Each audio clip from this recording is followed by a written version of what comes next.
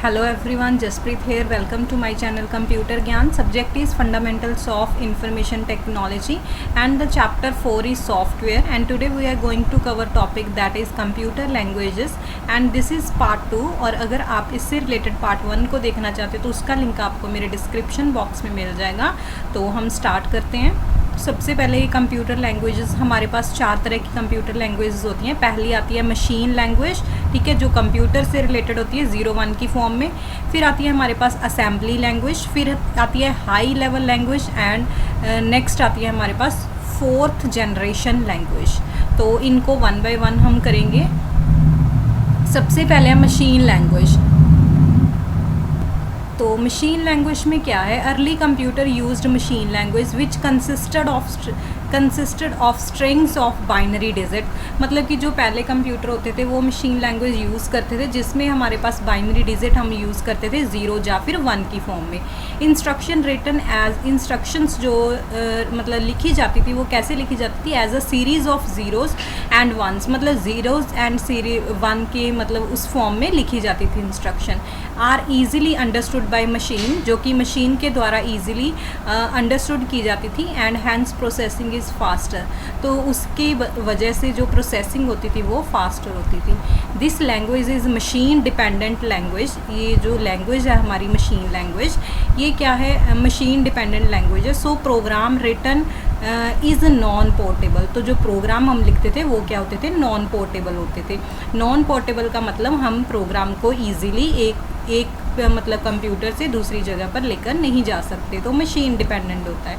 The format of machine instruction, जो machine की instructions हम बोल रहे हैं ज़ीरोज़ और 1s की फॉर्म में होती हैं। वो हमारे पास उसमें हमारे पास 2 फील्ड्स होती हैं। पहली हमारी होती है operation code and second field होती है एड्रेस ऑफ ऑपरेंड। तो जो हमारे पास ऑपरेशन कोड फर्स्ट फील्ड है वो क्या करती है, परफॉर्म करती है ऑपरेशंस जैसे एडिशन, मल्टीप्लिकेशन, सब्ट्रैक्शन, ठीक है, ये सारे ऑपरेशंस इसमें परफॉर्म किए जाते हैं। और ये स्पेसिफाई करती है कि हमें करना क्या है, what has to be done. And जो एड्रेस ऑफ ऑपरेंट जो हमारी फील्ड है, इसमें जो ऑपरेंट है वो बताते हैं about the location of operands, operands की लोकेशन को बताते हैं। On which the operation specified in the operation code is to be performed, कि कौन सी ऐसी लोकेशन है जिस पर जो हमारे ये ऑपरेशंस हैं ये परफॉर्म किए जाएंगे, ठीक है, उसकी लोकेशन को ये बताते हैं। तो नेक्स्ट है हमारे पास, देखो इसके हमारे पास एडवांटेजेस और डिसएडवांटेज क्या आ जाते हैं। एडवांटेज हमारे पास आते हैं, machine language is faster in execution since computer directly executes the programme.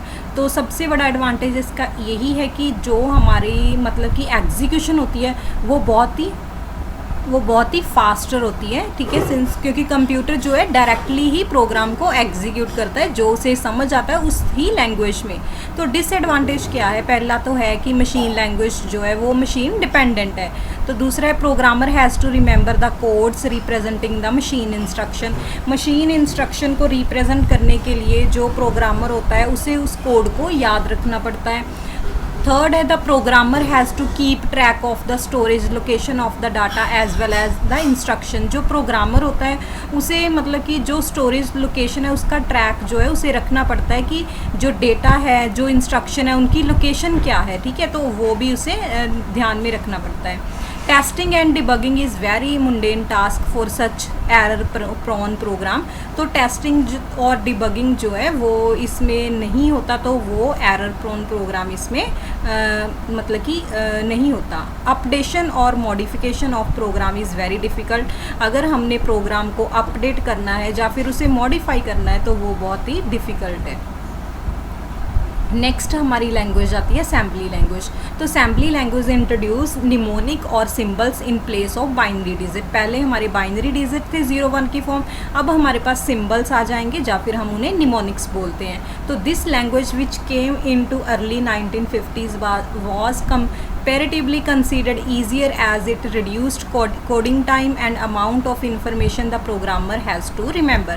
Programmer को जो हमारा मशीन लैंग्वेज थी उसमें काफ़ी कुछ याद रखना पड़ता था, लेकिन इसकी वजह से जो है एक तो कोडिंग टाइम रिड्यूस हो गया, एक जो अमाउंट ऑफ इंफॉर्मेशन प्रोग्रामर को याद रखनी पड़ती है वो भी कम होगी।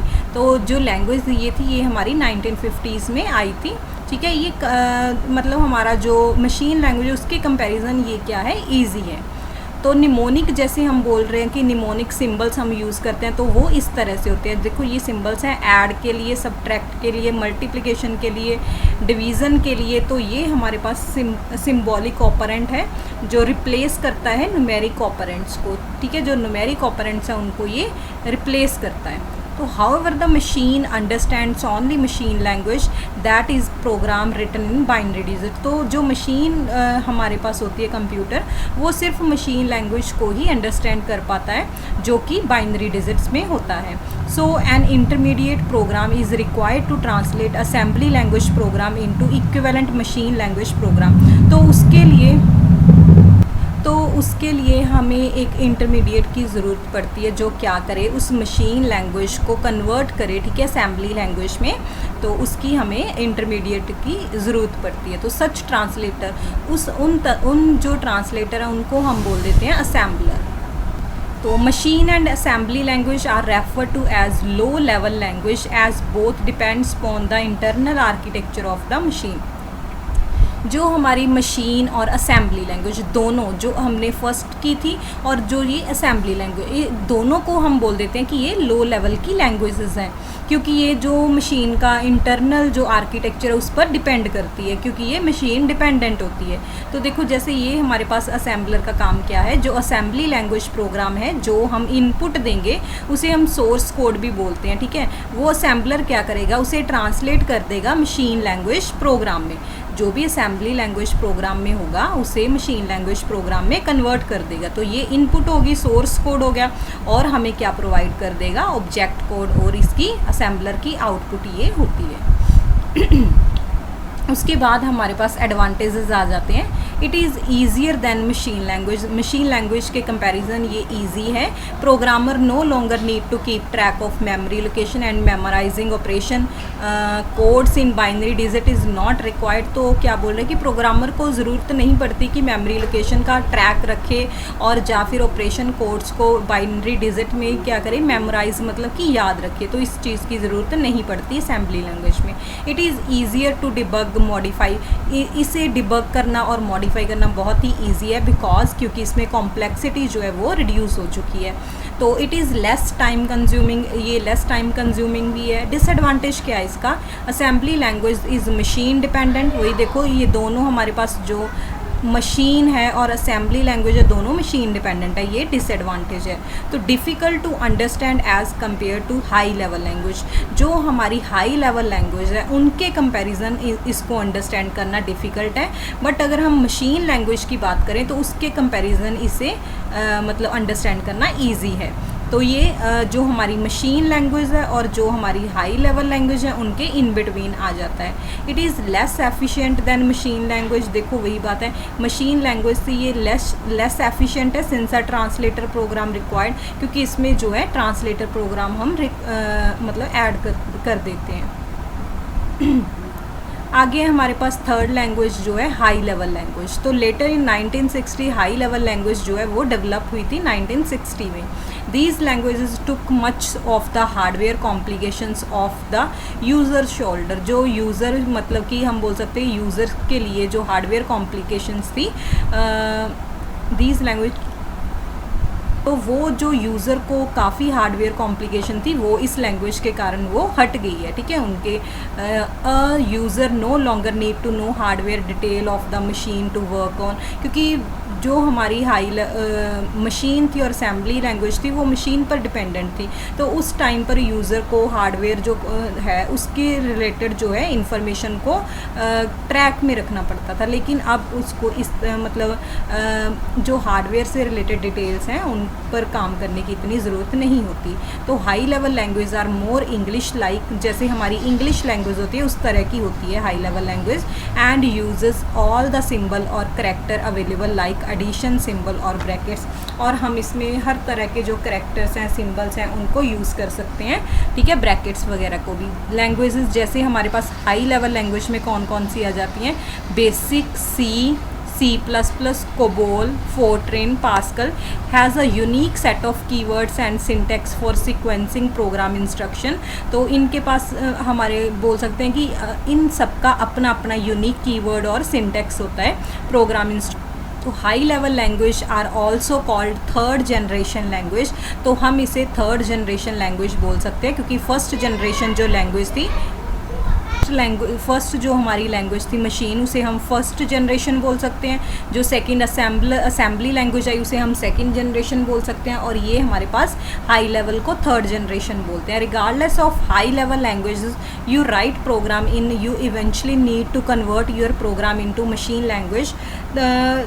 मतलब कि ये बोल रहे हैं कि चाहे आप प्रोग्राम हाई लेवल लैंग्वेज में लिखते हो, लेकिन वहाँ पर उस प्रोग्राम को मशीन लैंग्वेज में कन्वर्ट करना पड़ता है ताकि कंप्यूटर उसे ईजीली अंडरस्टैंड कर सके। तो there are two ways for translation. जो हमने हाई लेवल लैंग्वेज में प्रोग्राम क्रिएट किए हैं उनको कंप्यूटर की लैंग्वेज में कन्वर्ट करने के लिए हमारे पास दो वेज़ हैं। पहला है compile the program using compiler, या तो हम कंपाइलर को यूज़ करके प्रोग्राम को कंपाइल कर दें, या फिर इंटरप्रेट द प्रोग्राम, या फिर इंटरप्रेटर की हेल्प से हम प्रोग्राम को इंटरप्रेट कर दें। उसके बाद हमारे पास इसके एडवांटेजेस आ जाते हैं। पहला है ईज़ ऑफ यूजेस, ठीक है, यूज़ करना इसे बहुत ही ज़्यादा ईजी है। Higher level language are easy to learn, code and understand. Because of ease of uses a programmer can more focused in logic development of the program. Program की जो logic development है उस पर जो प्रोग्रामर है वो focus कर पाता है, क्योंकि इसमें ईजी है लर्न करना भी, कोडिंग करनी भी और अंडरस्टैंड करना भी। और सेकेंड एडवांटेज है इसका मेंटेनेंस एंड डॉक्यूमेंटेशन। तो as the high level language are more close to natural language, the large part of program is usually self explanatory. तो क्या बोल रहे हैं कि ये हाई लेवल लैंग्वेज जो है वो नेचुरल लैंग्वेज के बहुत ही ज़्यादा क्लोज है। तो उसी वजह से जो इसमें प्रोग्राम में जो लार्ज पार्ट होता है वो अपने आप ही एक्सप्लेनेशन हो जाती है, उसकी एक्सप्लेनेटरी होता है self. Maintenance of assembly program at each stage without proper documentation is next to impossible. अगर हम जो मेंटेनेंस होती है असेंबली प्रोग्राम की हर स्टेज में अगर हम मतलब प्रॉपर डॉक्यूमेंटेशन के साथ नहीं करेंगे तो वो हमारे पास क्या हो जाएगा, इम्पॉसिबल, नेक्स्ट टू इम्पॉसिबल हो जाएगा। इफ़ नॉट प्रॉपरली डॉक्यूमेंटेड, अगर हम प्रॉपरली डॉक्यूमेंटेड नहीं करेंगे, one forget the purpose and is very difficult to understand और correct them at the later stages. जो हमारी बाद में स्टेजेस होती हैं उस टाइम पर उसे करेक्ट करना, ठीक है, बहुत ही डिफ़िकल्ट हो जाता है। तो maintenance of higher level language program is much easier. तो अगर हम मेंटेनेंस की ये बात कर रहे हैं तो इसमें हाई लेवल लैंग्वेज में बहुत ही इजी होता है प्रोग्राम को मेंटेन करना। तो modification, any change, addition, deletion etcetera is not a problem with the higher level language program. अगर हमने कोई मॉडिफिकेशन करनी है, कोई चेंजेस करनी है, एडिशन डिलीशन वगैरह में, वो हम ईजिली कर सकते हैं, इसमें इसकी कोई प्रॉब्लम नहीं होती। थर्ड एडवांटेज हमारा आता है पोर्टेबिलिटी। पोर्टेबिलिटी हम बोल रहे थे कि जो हमारी मशीन लैंग्वेज है, असेंबली लैंग्वेज है, वो दोनों मशीन डिपेंडेंट है, तो वो नॉन पोर्टेबल थी। लेकिन ये मशीन डिपेंडेंट देखो assembly language program completely machine dependent था। अब program written in high level language can be run on different computer. तो ये अलग अलग जो कंप्यूटर है उन पर रन कर सकता है, तो ये पोर्टेबल है, ठीक है, तो मशीन डिपेंडेंट नहीं होता ये। Debugging is easier. तो डिबगिंग जो होती है वो बहुत ही ईजी होती है। हायर लेवल लैंग्वेज प्रोग्राम में हम जो प्रोग्राम होते हैं वो लेंथी कम होते हैं, तो उसकी वजह से जो एरर है उनको हम ईजीली मतलब लोकेट करके रिमूव कर सकते हैं। फिफ्थ है हमारे पास लेस टाइम कंज्यूमिंग। तो इसमें जो टाइम है वो भी कम कंज्यूम होता है। डेवलपिंग ए प्रोग्राम, इस लैंग्वेज में प्रोग्राम को डेवलप करने के लिए हमें कम टाइम की ज़रूरत पड़ती है एज़ कंपैरिजन टू जो हमारे पास असेंबली लैंग्वेज प्रोग्राम है, ठीक है। Coding for a solution in high level language is much easier. अगर हमने मतलब कि कोई भी सोल्यूशन है उसके लिए कोडिंग करनी है तो हाई लेवल लैंग्वेज में बहुत ही ईजी है। तो इसके हमारे पास लिमिटेशन या बोल लो कि डिसएडवांटेज है। पहला है inability to perform some operation. कुछ ऐसे ऑपरेशंस होते हैं उनको परफॉर्म करने की जो है इसमें एबिलिटी नहीं होती, जैसे manipulating individual bits and register using higher level language is mostly not possible. अगर हमने कोई मतलब हर एक सिंगल बिट को क्या करना है, मैनिपुलेट करना है या फिर रजिस्टर को यूज़ करते हुए, तो वो इसमें पॉसिबल नहीं होता। ओनली मशीन लैंग्वेज जो है वो इस केस में इसकी हेल्प कर सकती है। सेकेंड है कंपाइलेशन टाइम। तो कंपाइलेशन टाइम देखो क्या है, higher level language program require to compile a program to machine code. तो उसे कंपाइल करना पड़ता है, देखो मतलब कि उसे कन्वर्ट करना पड़ता है, कंपाइल करना पड़ता है मशीन कोड में। तो विच कंज्यूम टाइम, तो इस चीज़ में जो टाइम है वो कंज्यूम होता है। तो every time a source code जो है modify the program is to be recompiled again, मतलब हर सोर्स कोड को मॉडिफाई करते हैं और उसे रिकम्पाइल करना पड़ता है। So the compilation takes longer time. तो कंपाइलेशन जो है, कंपाइलेशन टाइम जो है वो काफ़ी लंबा हो जाता है। लास्ट हमारी है 4GL लैंग्वेज। तो 4th generation computer programming language जो है वो क्या है, are closer to human language than other high level language. ये जो ह्यूमन लैंग्वेज है उसके बहुत ही ज़्यादा क्लोज है and are accessible to people without formal training as program. जैसे प्रोग्रामर जो होते हैं उनको ट्रेनिंग दी जाती है तो उसकी इसमें ज़रूरत नहीं पड़ती। They allow multiple common operation to be performed with the single programmer entered command. एक सिंगल प्रोग्राम एंटर्ड कमांड करके हम बहुत सारे ऑपरेशन जो है इसमें परफॉर्म कर सकते हैं। They are intended to be easier for user than machine language, मतलब कि ये यूज़र के लिए बहुत ही ईजी है। अगर हम कंपैरिजन करें मशीन लैंग्वेज जो फर्स्ट जनरेशन है, असेंबली लैंग्वेज जो सेकंड है, और जो हमारी हाई लेवल लैंग्वेज है जो थर्ड जनरेशन है, तो इन सब से ये क्या है, बहुत ही ईजी होती है यूज़र के लिए। तो आज का टॉपिक हमारा कंप्लीट होता है। अगर आपको वीडियो पसंद आई है तो आप इसे लाइक और शेयर ज़रूर करें। Thanks for watching. और अगर आपने मेरे चैनल को सब्सक्राइब नहीं किया तो आप इसे अभी सब्सक्राइब कर लें।